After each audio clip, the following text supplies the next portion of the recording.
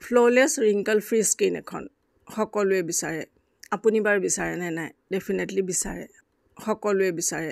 Wrinkle free ফ্ললেছ skin এখন আমি এদিন বা দুদিনতে পাব নোৱাৰোঁ। এইটো আচলতে এটা দীঘলীয়া প্ৰচেছ।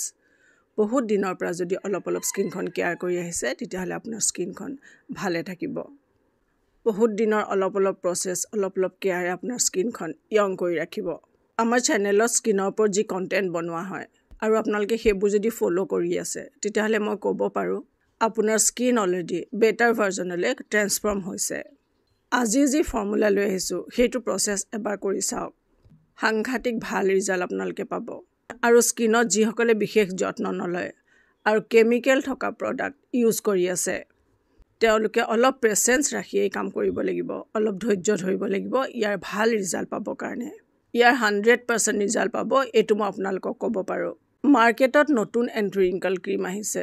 আমি মোবাইল অ'পেন কৰিলেই আমি ইয়াৰ এড দেখিবলৈ পাওঁ, বিভিন্ন ধৰণৰ লোভনীয় এড, আৰু সেইবোৰত আমি এট্ৰেক্ট হৈ যাওঁ। আমি লগে লগে বাই কৰি লওঁ কোনো চিন্তা নকৰাকৈ। আৰু আমি ভাবোঁ বাহ, এইবাৰ মোৰ স্কিন একদম ফ্ললেছ হৈ যাব। কোনেও ৰখাব নোৱাৰে মোৰ স্কিন এবাৰ সুন্দৰ হোৱাত। কিন্তু আপোনালোকে অনেষ্টলি এবাৰ ক'ব পাৰিবনে যে সেই প্ৰডাক্টবোৰে আপোনাৰ স্কিনত অলপমানো ভাল কৰিছে, অলপমানো ইম্প্ৰুভ কৰিছে আপোনাৰ স্কিনখন? সেই প্ৰডাক্ট লগোৱাৰ লগে লগে আপুনি স্কিনখনত এটা ইম্প্ৰুভমেণ্ট দেখিবলৈ পাব। আকৌ লগাবলৈ যেতিয়া এৰি দিব তেতিয়া আপোনাৰ স্কিন বেয়াৰ ফালেহে গৈ থাকিব, স্কিন ডেমেজ হৈ যাব। সেই কেমিকেল প্ৰডাক্টবিলাক আপুনি সদায় লগাই ডেইলি আপুনি লগাই থাকিব লাগিব, তেতিয়া আপোনাৰ স্কিনখনত ইম্প্ৰুভ দেখা পাব। আৰু যদি আপুনি এৰি দিয়ে তাৰ ভিতৰৰ স্কিনখন ওলাই পৰিব তেতিয়া আপোনাৰ স্কিন দেখিবলৈ একদম বেয়া হ'ব। আপোনাৰ স্কিনে একদম বেয়াৰ ফালে গতি কৰিব।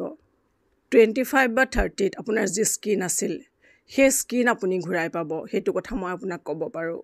ইয়াত যি ফৰ্মুলাৰ কথা আজি কোৱা হ'ব সেই ফৰ্মুলা এবাৰ মাত্ৰ ইউজ কৰি চাওক।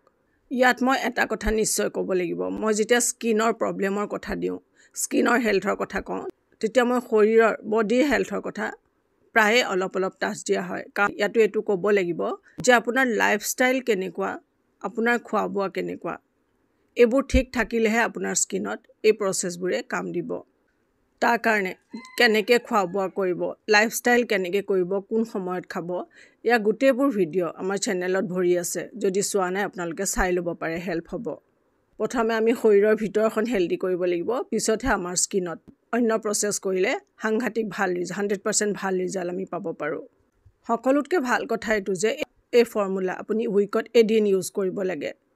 আৰু যদি খুব দৰকাৰ হয়, ক'ৰবাত যাব লগা আছে বা খুব যদি দৰকাৰত আপুনি দুবাৰ ইউজ কৰিব পাৰে উইকত, তাতকৈ বেছি ইউজ কৰাৰ কোনো দৰকাৰেই নাই। 2 উইকত, 2 সপ্তাহত আপুনি ভাল ৰিজাল্ট দেখিবলৈ পাব। আপোনাৰ স্কিনত যদি ফ্ৰিকলছ আছে তেতিয়াহ'লে এই ফৰ্মুলাই খুব ভাল কাম কৰিব। ইয়াত আমাক লাগিব গনকাটিৰা।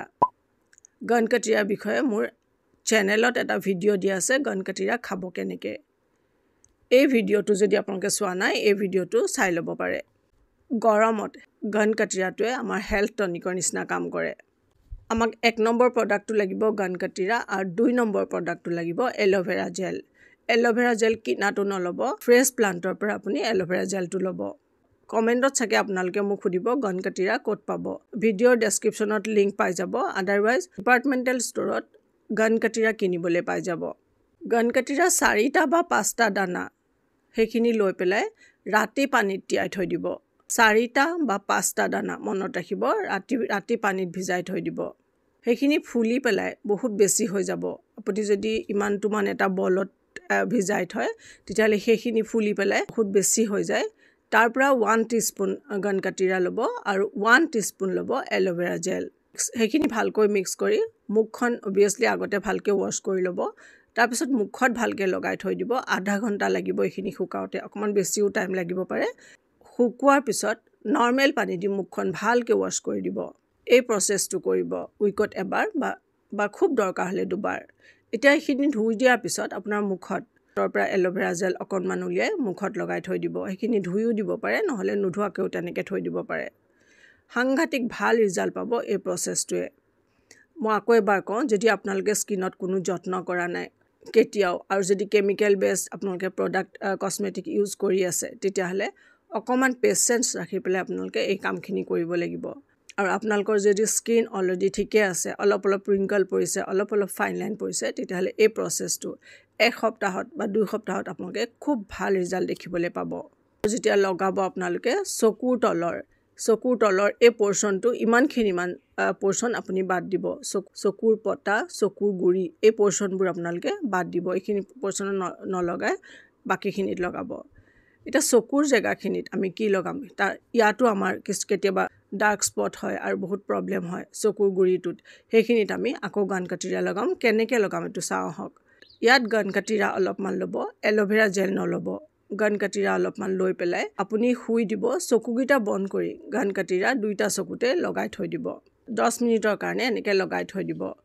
তাৰপিছত ধুই দিব এই প্ৰচেছটো আপোনাৰ কি কাম কৰিব আমাৰ স্ক্ৰীন টাইম বহুত বাঢ়ি গৈছে আজিকালি স্ক্ৰীন আমি চাই থাকোঁ মোবাইলত লেপটপত কাম কৰি থকা হয় চকুবোৰৰ খুব ভাগৰ লাগে চকুবোৰ ড্ৰাই হৈ যায় চকুৰ কেতিয়াবা বিষ হয় চকুৰ গুৰি কলা পৰে এই সকলোবোৰ কামত গানকাটিৰাই এই পেকটোৱে খুব ভাল কাম কৰিব উইকলি 2বাৰ বা 3বাৰ এই প্ৰচেছ কৰিব চকুৰ পাৱাৰ লাহে লাহে বাঢ়িবলৈ ধৰিব খুব ভাল কাম কৰিব এই পেকটোৱে চকুৰ গুৰি আপোনাৰ যদি কলা পৰিছে লাহে লাহে সেই ব্লেক শ্বেড ৰিমুভ কৰিব সো এই দুটা খুব সুন্দৰ প্ৰচেছ মই আপোনালোকক ক'লোঁ আজি এইখিনি আছিল আমাৰ যি কথা ইউজ কৰি চাওক আৰু ভৰপূৰ ফাইদা লওক খুব ভাল পাব সুন্দৰ ৰিজাল্ট পাব সো মই বিচাৰোঁ এই ভিডিঅ'টো আপোনালোকে খুব শ্বেয়াৰ কৰিব নিজে ভালে থকাৰ উপৰিও আনকো ভালে থাকিবলৈ সুবিধা কৰি দিয়ক মোৰ চেনেল যদি কোনোবাই নতুনকৈ চাই আছে তেতিয়াহ'লে চেনেলটো ছাবস্ক্ৰাইব কৰি ল'ব নহ'লে আহিবলগীয়া ভিডিঅ'ৰ নটিফিকেশ্যন আপোনালোকে মিছ কৰি যাব তো চেনেলটো ছাবস্ক্ৰাইব কৰিব